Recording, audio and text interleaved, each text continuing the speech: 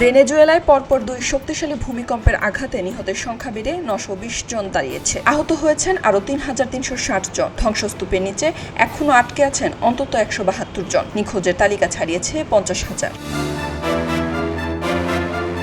পরাঘাতের মধ্যেও অব্যাহত রয়েছে উদ্ধার অভিযান। উদ্ধারকারী দল ও জরুরি সরঞ্জাম পাঠিয়েছে যুক্তরাজ্য, যুক্তরাষ্ট্র, নেদারল্যান্ডস, মেক্সিকো ও সুইজারল্যান্ড। পাশাপাশি 15 কোটি মার্কিন ডলারের সহায়তার ঘোষণা দিয়েছে ওয়াশিংটন।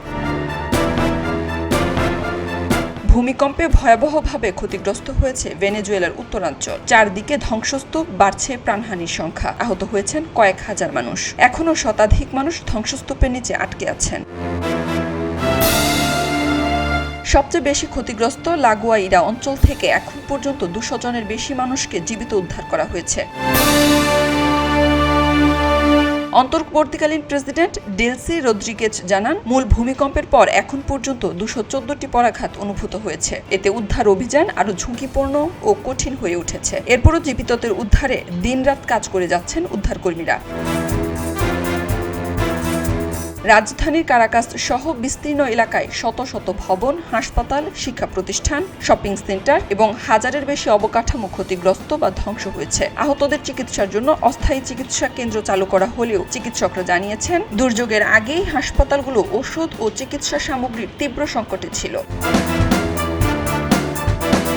হাসপাতাল ও দুর্ঘটনাস্থলের বাইরে স্বজনদের উদ্বেগ, উৎকণ্ঠাও বাড়ছে। নিখোঁজ স্বজনদের খোঁজে শত শত মানুষ ভিড় করছেন আশ্রয় কেন্দ্র ও চিকিৎসা কেন্দ্রে। এরই মধ্যে ধ্বংসস্তূপের নিচ থেকে 3 ভাই বোনকে জীবিত উদ্ধারের ঘটনা কিছুটা আশার আলো দেখালেও অধিকাংশ পরিবার এখনও প্রিয়জনদের অপেক্ষায় রয়েছে।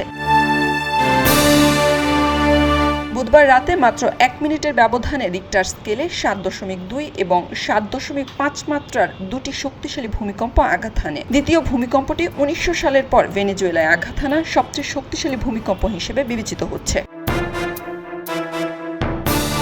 খবরের কাগজ, নিখাদ, নির্ভীক, নিরপেক্ষ।